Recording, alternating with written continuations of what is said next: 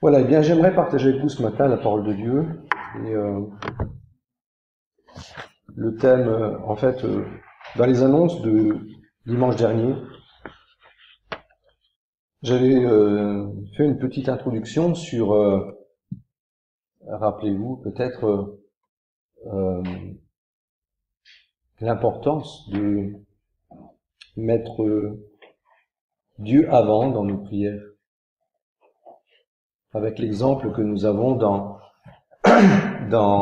le Notre Père, la prière qu'on appelle le Notre Père. On remarque que les trois premiers sujets de prière, finalement, c'est Dieu lui-même. Et je pense que c'est vraiment important de considérer, quand on entre dans la présence de Dieu, de ne pas commencer à le prendre pour le Père Noël, c'est-à-dire celui qui va à qui on va faire une liste de tout ce qu'on a besoin, mais avant tout considérer qui il est. Et en fait, quand on entre dans la présence de Dieu, c'est bien entendu avec la chose la plus importante que Dieu attend. Et cette chose la plus importante, c'est notre adoration. Et cette réflexion m'amène ce matin à vouloir parler de ce sujet. Alors j'ai vu récemment un frère dans une prédication italienne qui mettait en valeur cela. Alors bien que ce soit justement dans mes convictions, je me suis dit ça serait bien d'en parler et de mettre en avant ce que la Bible dit sur l'adoration. On a souvent mis en avant le fait que l'adoration, que l'obéissance, c'est le cœur de l'adoration. Mais quand on parle d'adoration, on doit considérer que l'expression même, nos attitudes, s'expriment par des paroles. Et les paroles que nous pouvons retrouver dans notre culte du dimanche matin. Je dis pas seulement que nous pouvons, mais nous devrions retrouver le dimanche matin dans notre culte. Et c'est pourquoi j'aimerais parler de l'adoration dans le sens de nos paroles. Parce que la véritable adoration, si elle n'est pas exprimée par des paroles, c'est qu'elle n'existe pas. D'accord ? Pourquoi ? Parce que la bouche parle de ce qui remplit quoi ? Le cœur. C'est Jésus qui l'a dit.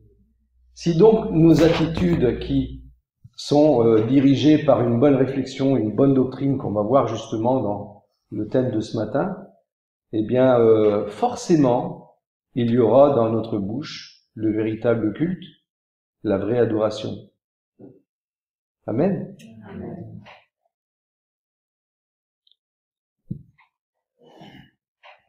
Donc si je pose la question, quelle est la chose qui peut le plus satisfaire l'homme ?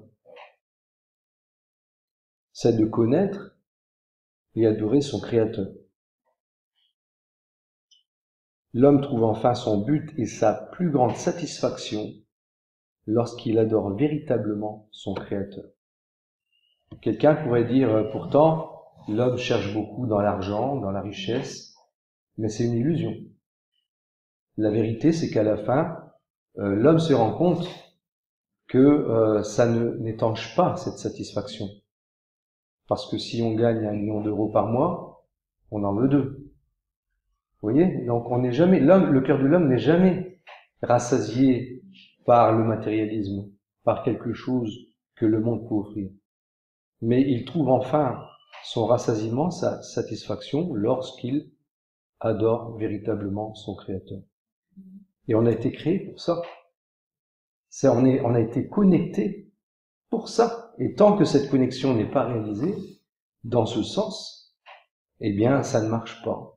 L'homme a un vide, comme disait Blaise Pascal, qui a la forme de Dieu, et tant que ce vide n'est pas rempli par une véritable adoration, par le véritable Dieu, son Créateur, eh bien, cette satisfaction n'existera pas.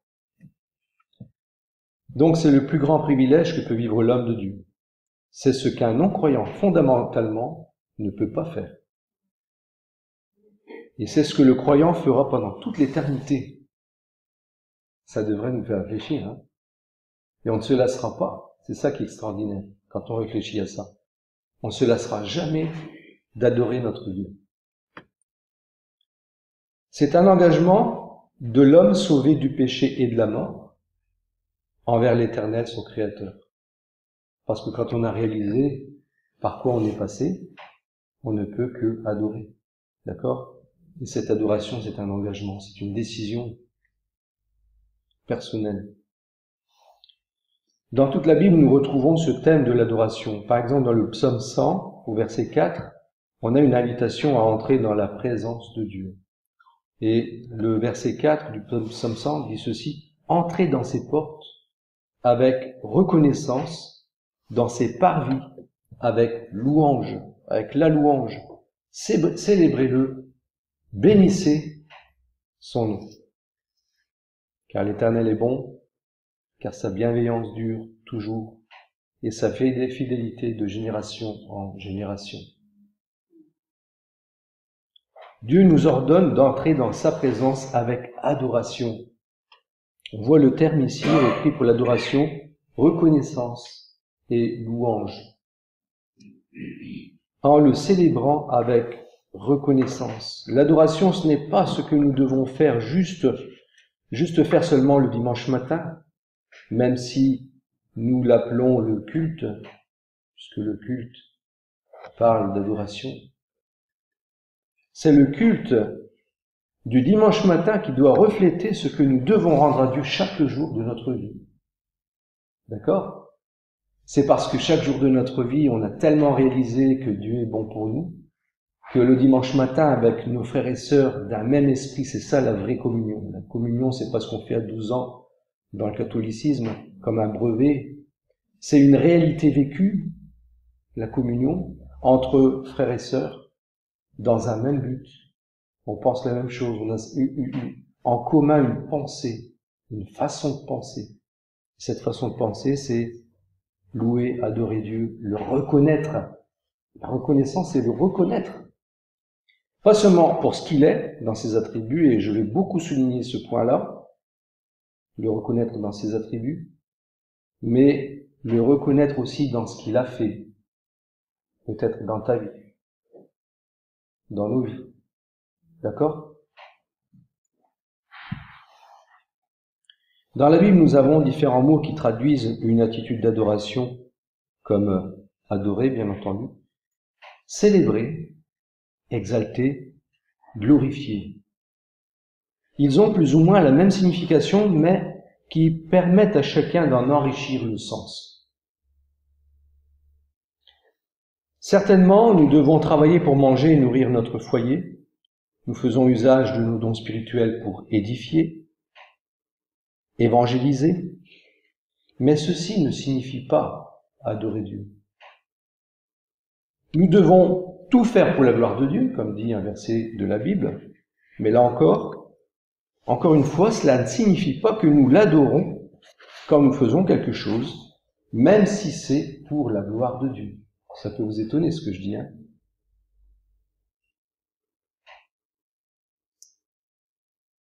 Je voudrais vous ouvrir une petite parenthèse, je dirai pas plus, mais je citerai juste l'expérience qu'a vécue David quand il a transporté le char, l'Arche de l'Alliance.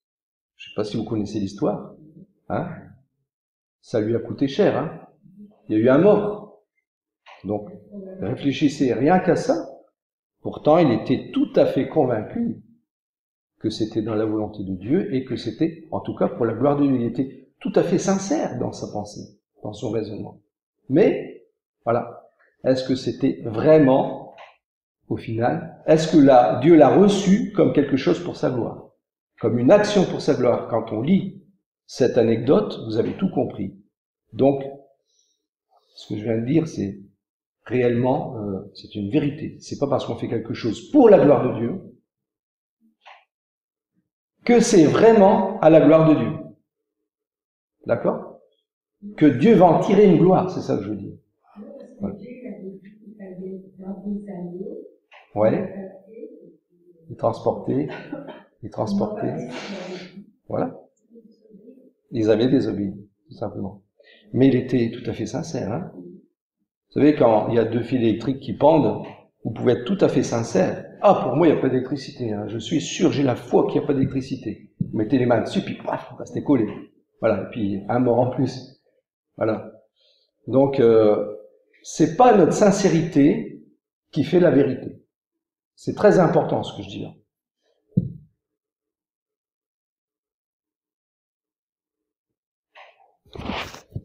Faire tout pour la gloire de Dieu signifie que nous n'avons pas de temps pour nous-mêmes, car nous avons été rachetés à grand prix.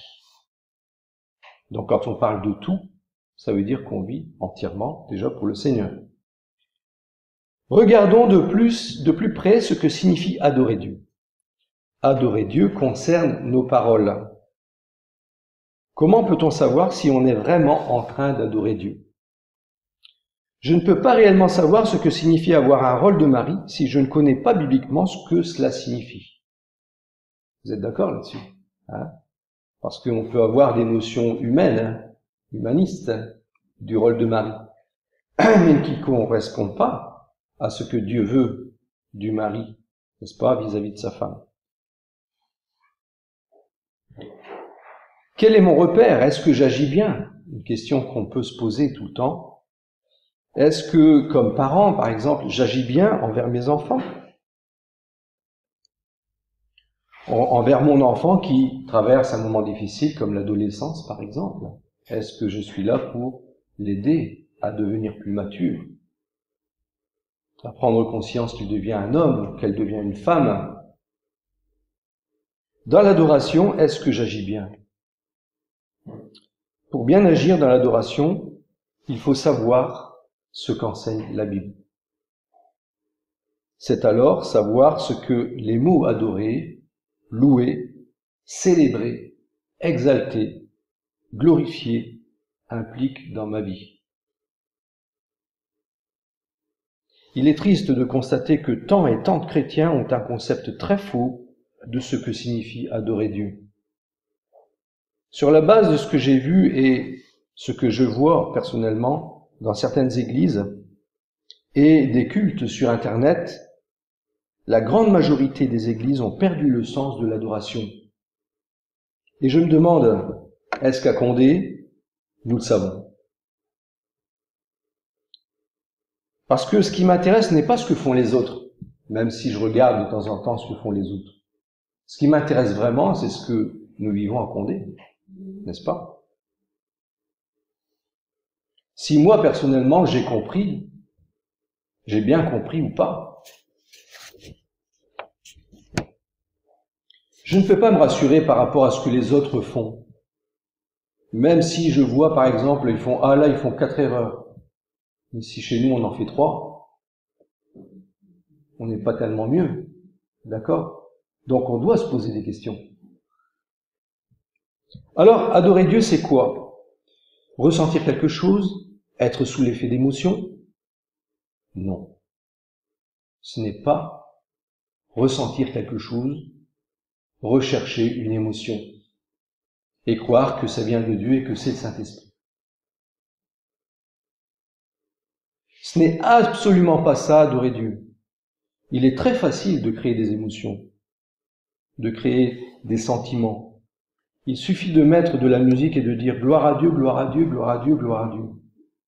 Comme on le voit beaucoup aujourd'hui, hein, on répète sans cesse comme pour attiser susciter, exciter une action de Dieu, de manière à ce que, il se passe quelque chose.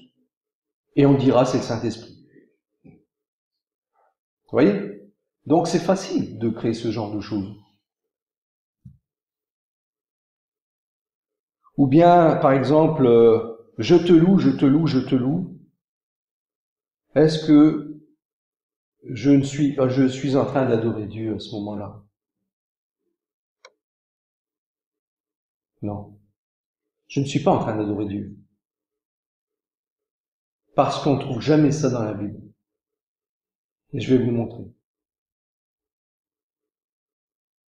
Que dirait une femme à son mari si celui-ci n'arrête pas de lui dire « Ah, t'es formidable !» Une minute après, il revient et dit « Ah, t'es formidable !»« Ah, t'es formidable !»« Ah, t'es formidable !» Bah, écoute, tu m'agaces, hein. Il commence à bien faire. Dis-moi aux mains pourquoi je suis formidable. La vraie adoration, c'est lorsque nous énonçons de manière spécifique les attributs de Dieu et les œuvres de Dieu. Adorer Dieu, c'est l'exalter dans ses attributs et ses œuvres. Mettre en évidence et les reconnaître. Reconnaissance, ça veut dire ça. Je reconnais que tu es le Dieu Tout-Puissant. Que ton nom soit sanctifié. Que ton nom soit reconnu comme saint. Comme je le reconnais moi comme saint. Ok? Ton nom est saint. On ne peut pas jouer avec Dieu.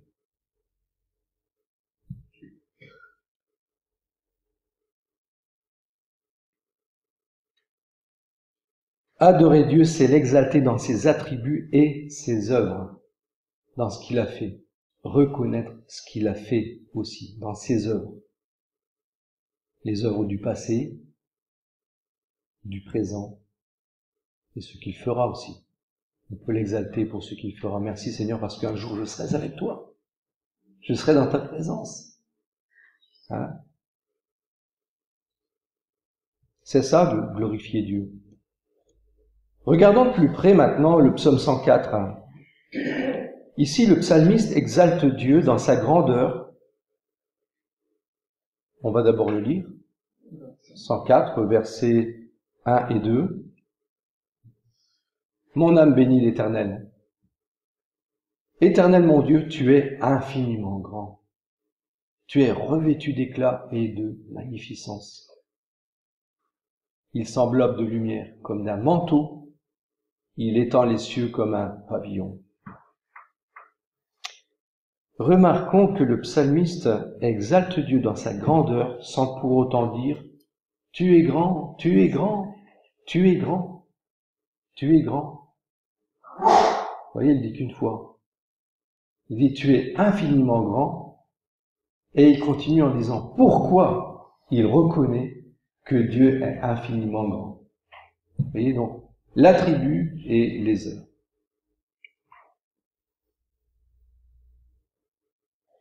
Il réfléchit d'une manière précise de quelle manière Dieu est infiniment grand en mettant en avant ce qu'il est revêtu d'un manteau de lumière.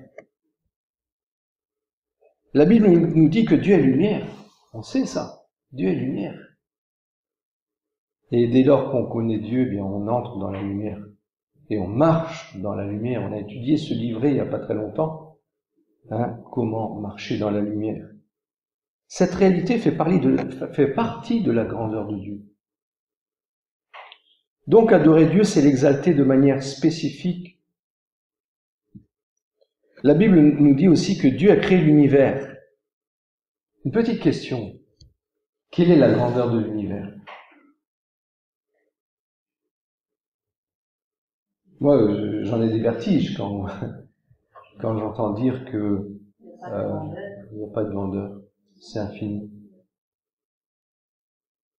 Quand j'apprends qu'une étoile est aussi grande que notre soleil et que je vois dans une belle nuit dégagée des milliards d'étoiles, je me dis qu'est-ce qu'on est? Mais qu'est-ce qu'on est? On n'est rien dans l'univers. Et la Bible, dans ce verset, dit qu'il étend cet univers comme un manteau de lumière. Comme un manteau. Ou comme un drap. Vous voyez?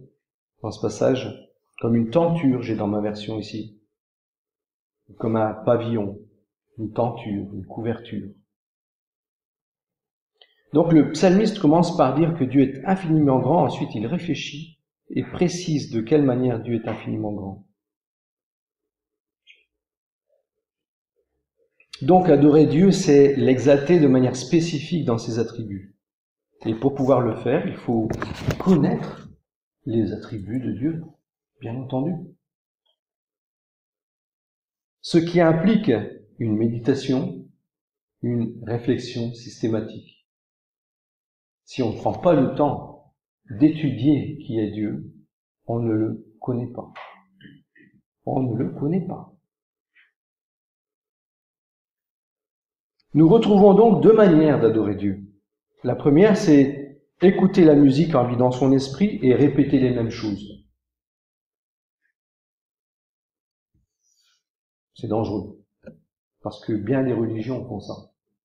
Bien des sectes font ça. Hein, même avec des noms de Dieu. Méditer de manière spécifique et se laisser émerveiller de ce que Dieu fait pour pouvoir les énoncer ou déclarer dans l'adoration les attributs de Dieu et les œuvres de Dieu. C'est dans cette perspective que la Bible nous parle d'énoncer les œuvres de Dieu. Nous devons les énoncer, les dire. Si nous disons, par exemple, « Ah, tu fais des grandes choses. Tu fais des grandes choses. Seigneur, tu fais des grandes choses. » Et puis, ça peut durer. Eh bien, on n'est pas en train d'adorer Dieu. On est en train de répéter bêtement quelque chose qui, dans notre esprit, n'a pas de sens. Parce qu'on n'a pas donné un sens. Dans quel domaine, le pourquoi tu fais des grandes choses? Parce que Dieu peut répondre, mais quelle grande chose? Qu'est-ce que tu reconnais comme grande chose? Parce que cette reconnaissance, on retrouve toujours, si on remonte plus loin, c'est toujours une question de foi, d'approche de Dieu, d'écoute de Dieu, d'obéissance, d'intérêt. Vous voyez, tout ce qui nous amène à la véritable adoration, il y a tout un préalable de recherche de Dieu, de confiance, d'écoute. D'être comme Samuel qui est dit, « Me voici Seigneur ton serviteur, écoute, tu veux me parler. » Mais sommes-nous prêts à écouter? On voudrait que Dieu nous écoute, mais est-ce que nous sommes prêts à l'écouter? Hein, c'est important ça. Dans le psaume 107, versets 20 à 22,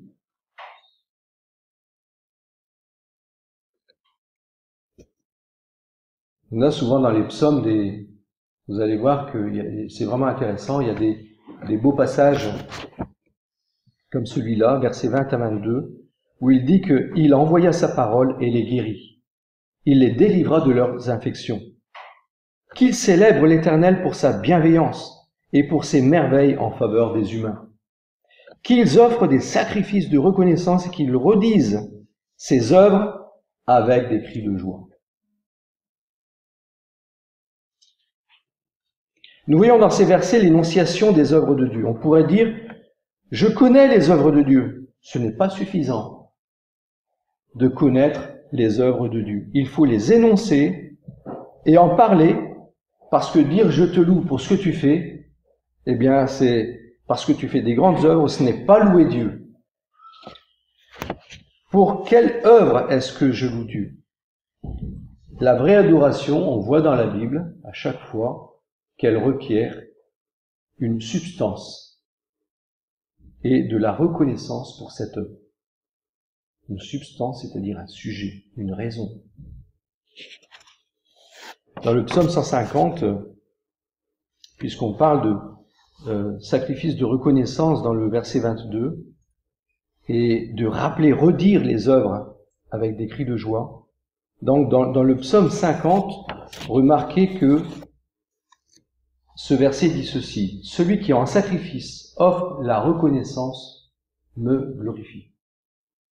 Et celui qui veille sur sa voie, je ferai contempler le salut de Dieu. » Dans la première partie, on parle de l'adoration. Celui qui, en sacrifice c'est aussi la louange. La louange c'est un sacrifice, c'est un effort de s'humilier, de reconnaître Dieu, de se mettre à côté, de dire Seigneur, prends la place. Il y a un effort personnel. Vous savez, c'est pas facile. Hein. Bien des personnes n'arrivent jamais à se convertir parce qu'ils ont du mal avec l'orgueil. Ils ont du mal à baisser la tête devant Dieu.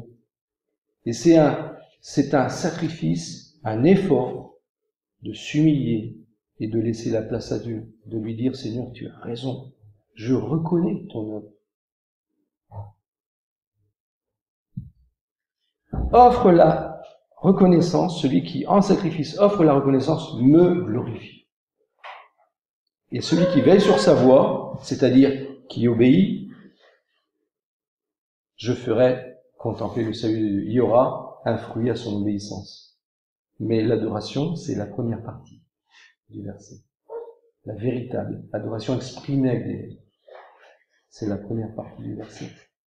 Ça commence par une attitude, bien sûr, par un engagement, par l'obéissance, et ça aboutit à l'adoration véritable, exprimée par des lèvres.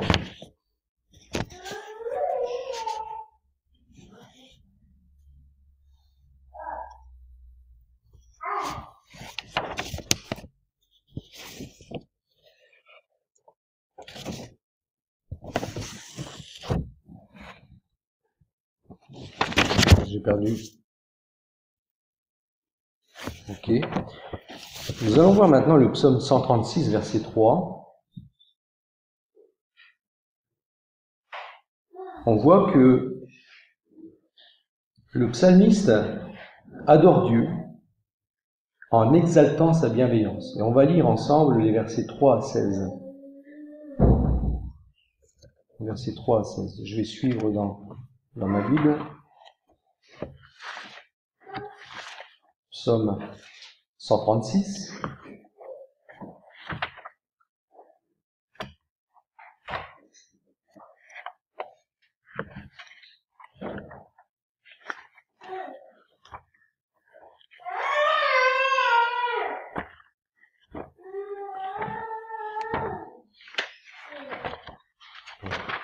Instant. Voilà. Et on va lire jusqu'au verset 16. On ne va pas tout lire, mais je vais au moins lire jusqu'au verset 16. Célébrez l'Éternel car il est bon, car sa bienveillance dure à toujours. Célébrez le Dieu des dieux, car sa bienveillance dure à toujours. Célébrez le Seigneur des seigneurs, car sa bienveillance dure à toujours. Car celui qui seul fait de grands miracles, car sa bienveillance dure à toujours. Celui qui a fait les cieux avec intelligence, car sa bienveillance dure à toujours. Celui qui a étendu la terre sur les eaux, car sa bienveillance dure à toujours. Celui qui a fait les grands astres lumineux, car sa bienveillance dure à toujours. Le soleil pour dominer sur le jour, car sa bienveillance dure à toujours. La lune et les étoiles pour dominer sur la nuit, car sa bienveillance dure à toujours. Celui qui frappa les Égyptiens dans la personne de leur premier-né, car sa bienveillance dure à toujours. Et il fit sortir Israël du milieu d'eux, car sa bienveillance dure à toujours.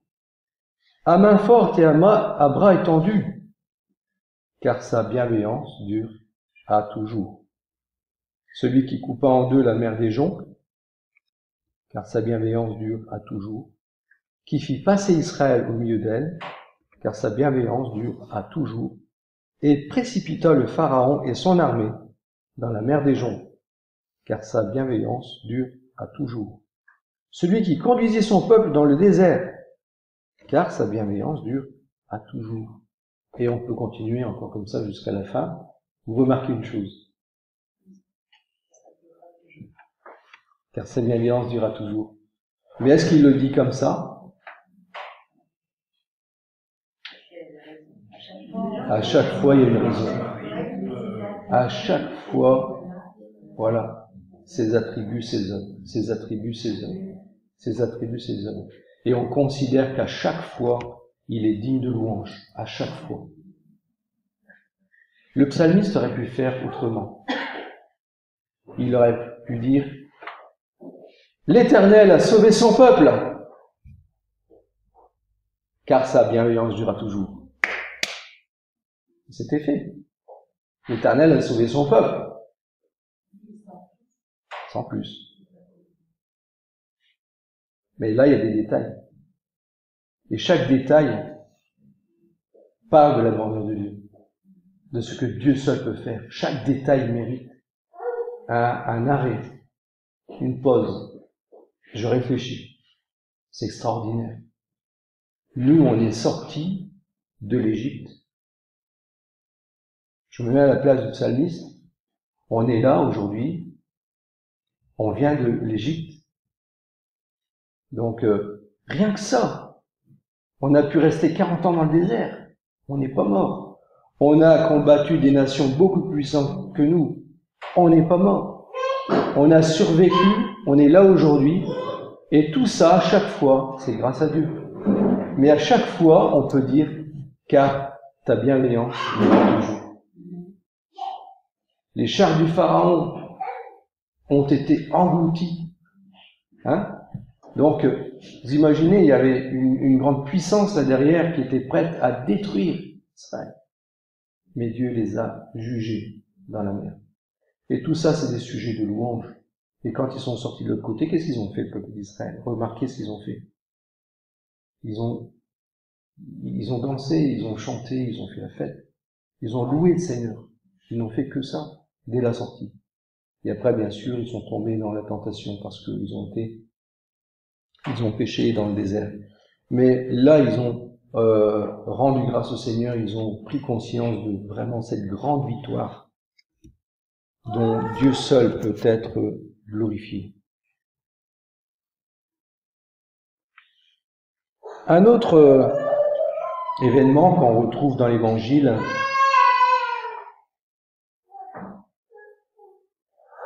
mais avant, je voudrais encore dire qu'un sentiment ne peut pas susciter l'adoration, mais c'est l'adoration qui peut susciter un sentiment.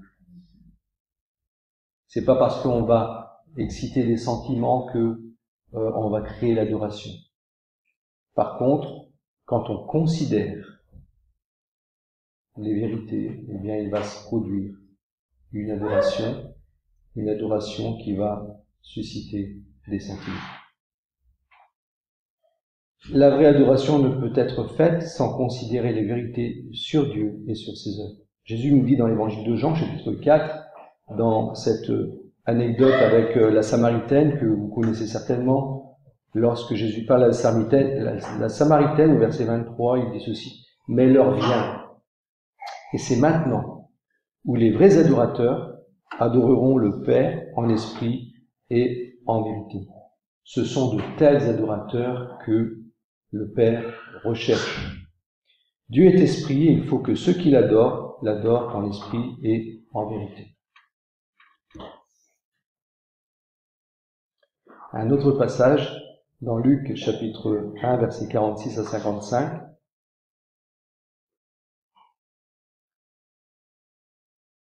Et ici, c'est l'anecdote où Marie répond après la visite de l'ange, répond à Dieu. Elle adresse une prière à Dieu. Et elle dit ceci: « Mon âme exalte le Seigneur, et mon esprit a de l'allégresse en Dieu, mon Sauveur, parce qu'il a jeté les yeux sur la bassesse de sa servante. Car voici, désormais, toutes les générations me diront bienheureuse, parce que le Tout-Puissant a fait pour moi de grandes choses.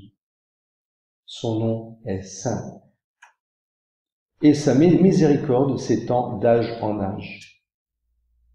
Sur ceux qui le craignent, il a déployé la force de son bras. Il a dispersé ceux qui avaient dans le cœur des pensées orgueilleuses. Il a fait descendre les puissants de leur trône, élevé les humbles, rassasié de biens les affamés, renvoyé à vide les riches. Il a secouru Israël, son serviteur. Il s'est souvenu de sa miséricorde, comme il l'avait dit à nos pères, envers Abraham et sa descendance pour toujours. Je voudrais vous poser une question par rapport à ce qu'on vient de lire. Est-ce que Marie, mère de Jésus, avait une licence en théologie? Est-ce qu'elle avait fait l'Institut biblique? Non. Mais ça reflète quand même quelque chose de très important. Parce que c'est vrai qu'on a tendance à souvent rappeler que si Jésus a été choisi, c'est parce qu'elle descendait du roi David. Marie a été choisie effectivement parce qu'elle descendait du roi David et que son fiancé descendait lui aussi, et surtout lui, pour que Jésus puisse être dans la lignée et dans la promesse du trône éternel promis à David. Il fallait que son père soit de la descendance de David. Et il s'avère que même Marie était de la descendance de David, tous deux origines de Bethléem, la ville de David. Et donc on remarque que, en tout cas dans ses paroles, que Marie était une femme de Dieu. Elle connaît bien Dieu. Elle sait beaucoup de choses. Et dans sa prière, elle énumère chacune de ces choses. Et je me rends compte qu'il y a plus de 12, 13 sujets précis pour lesquels elle adore Dieu. Vous voyez? C'est précis ce qu'elle dit, mais ce sont des vérités. C'est vrai. Ce sont des choses vraies. Donc on peut être émerveillé de cette de cette connaissance, on peut apprécier vraiment cette connaissance profonde de Dieu. Et elle adore Dieu en énonçant les vérités spécifiques, pleines de contenu de vérité. Les exemples cités auraient pu être remplacés par d'autres, on aurait pu prendre plein d'autres cas, parce qu'il y en a tout plein dans la Bible. Nous avons l'embarras du choix dans la parole de Dieu, mais dans tous les cas, le principe est le même. L'adoration vraie énonce les vérités sur les attributs de Dieu et ses œuvres. L'adoration qui consiste à dire de manière répétitive « gloire à Dieu, oh gloire à Dieu » des dizaines de fois, comme ça, eh bien, ne permet pas de voir la gloire de Dieu. C'est pas parce qu'on dit gloire à Dieu 1000 fois qu'on voit la gloire de Dieu. Malheureusement, ça se voit dans bien les églises aujourd'hui où tout le monde se met à prier de cette façon-là, et on répète machinalement des mots sans vraiment en saisir le sens, en mettant en avant des sujets, une substance, des réalités vraies concernant Dieu et ses œuvres.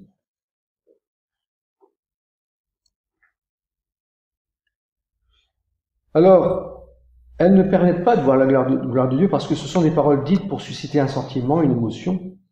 Certes, il n'est pas difficile de susciter des émotions, mais ce n'est pas la vraie adoration. Quand nous lisons la Bible sur le sujet spécifique de la gloire de Dieu, alors nous pouvons être touchés par une émotion suscitée par l'adoration. Moi, quand je considère Ésaïe 53, je ne peux pas rester indifférent. Il y a bien des passages de la Bible où quand je lis, même si ça concerne Israël, quand je vois comment Dieu réagit dans certaines situations, eh bien, on ne peut pas rester indifférent. On a envie de louer Dieu, de le remercier et de dire combien il est miséricordieux, combien il est bon, malgré que. Malgré que. Vous voyez ce que je veux dire? Malgré qu'il n'y a pas de mérite, quelque part. Et Dieu fait grâce. Là où un tel méritait la mort.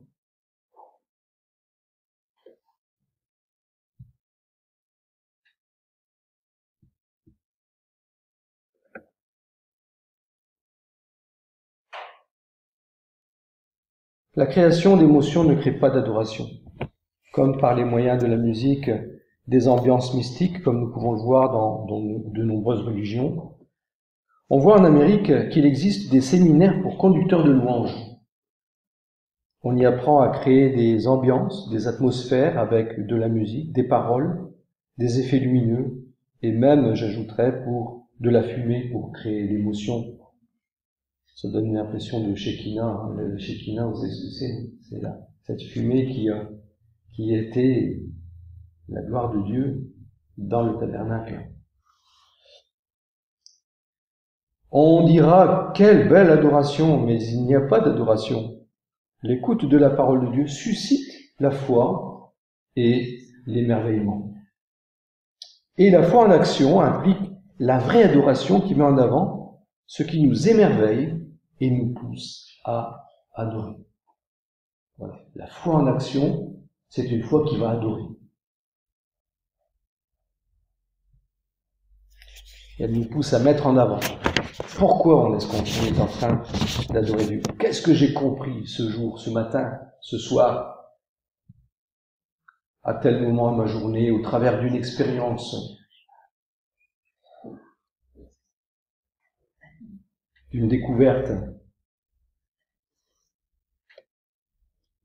J'arrive à ma conclusion. J'aimerais poser une question. Quelle est la base de la vraie adoration? Quelle est la base de la vraie adoration? Une profonde connaissance de Dieu.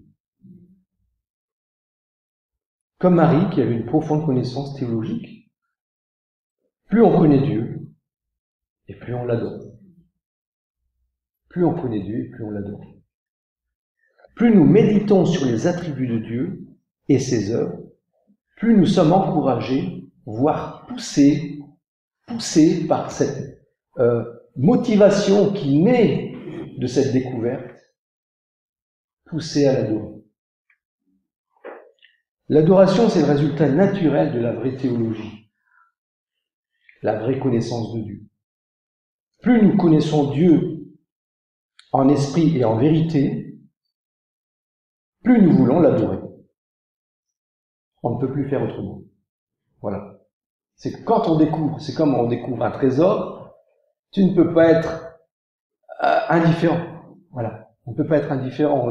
On a une émotion, on réagit. On est heureux d'avoir découvert quelque chose. Comme une perle de grand prix, qu'on découvre. La seule manière qui permet d'avoir plus d'adoration, d'exaltation de Dieu est d'enseigner ce qu'il est et ce qu'il fait et continue de faire. Je répète, la seule manière qui permet d'avoir plus d'adoration, d'exaltation de Dieu est d'enseigner ce qu'il est et ce qu'il a fait et continue de faire. Quand les croyants réfléchissent à ce qu'il est Dieu, à qui est Dieu, et surtout à son œuvre, surtout celle liée au salut des hommes, à ton salut, à mon salut, la vraie adoration devient spontanée. Quand on considère ce que Dieu a payé pour que nous puissions être sauvés, alors on ne peut pas rester indifférent. Si on est indifférent, c'est qu'on a fermé. On s'est fermé à l'action de Dieu. Et là, c'est dangereux. Si nous prenions le temps de réfléchir à ce que Dieu fait, il nous sera naturel d'adorer Dieu. Lorsque nous regardons la nature, ce que Dieu a fait, par exemple, ça vous est arrivé certainement, regardez un beau coucher de soleil, qu'est-ce que vous faites? Waouh! Magnifique! Ah, c'est super, si j'avais un appareil photo. Et pourtant, ce n'est qu'une ombre de la gloire de Dieu. Ce n'est qu'une ombre. C'est rien à côté de la gloire de Dieu. Combien il nous est important de connaître ses œuvres révélées dans sa parole. La vraie adoration, et je termine là-dessus, ne peut pas être plus profonde que ne l'est la connaissance de Dieu. À la place du là, je vais mettre notre maintenant. Notre vraie adoration ne peut pas être plus profonde que ne l'est notre connaissance de Dieu. Amen.